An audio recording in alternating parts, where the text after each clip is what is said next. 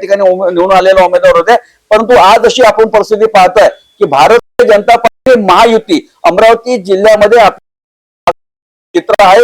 रवी राणा आघाडीवर आहे, केवलराम काळे आघाडीवर आहे,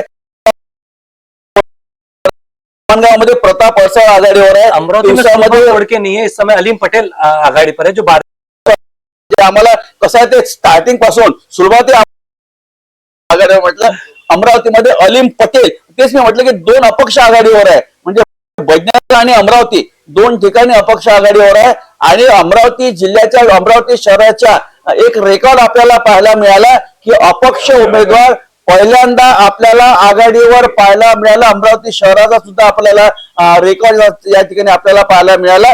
आणि राज्याचं सुद्धा आपण चित्र पाहतोय, 2/3 मतांनी महायुती आघाडीवर येणारे असं जे चित्र आलं. आणि शिंदे गटांनी जर 40 पेक्षा 25 पेक्षा अधिक सीटा घेतल्या आणि उभाट्याच्या सीटा ज्या 20 ते 25च्या घरात आल्या, तर उभाट्या शिवसेनेमध्ये सुद्धा एक मोठ्या प्रकारच्या भविष्यात जर पाहायला मिळाली तर त्याच्यामध्ये काही नवल वाटायचं कारण नाही.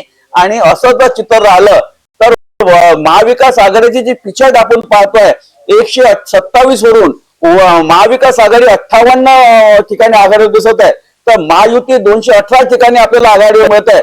गिरीश महाजनांची नोंद झाली आहे आणि भारतीय जनता पार्टीचा पहिला विजय महाराष्ट्राच्या आपल्याला पाहायला मिळाला. आणि भारतीय जनता पार्टीने या ठिकाणी मी असं म्हणेल आपल्या भाषेमध्ये की भारतीय जनता पार्टीचं एक खातं खुललेलं आहे, एक बोवणी झालेली आहे असं मी या ठिकाणी म्हणेल. आणि ही जी आघाडी आपण पाहतो आघाडी मतदान आपल्याला पाहायला मिळेल. आणि 12व्या फेरीमध्ये सुद्धा माध्यमातून 12वें राउंड के बाद अगर हम बात मिळाले 12वें राउंड के बाद 12व्या फेरीमध्ये सुरुवातीला खोडक्यांना 384 मतं मिळाली आहे. आणि तो ये लगभग 12वें राउंड के बाद 7 म्हणजे जी अमरावतीची सुद्धा जी लीड आहे 12वें राउंड में प्रताप अडसळ को 3539 वोट और विनर अमरावतीचं चित्र आपण त्या ठिकाणी पाहत आहोत.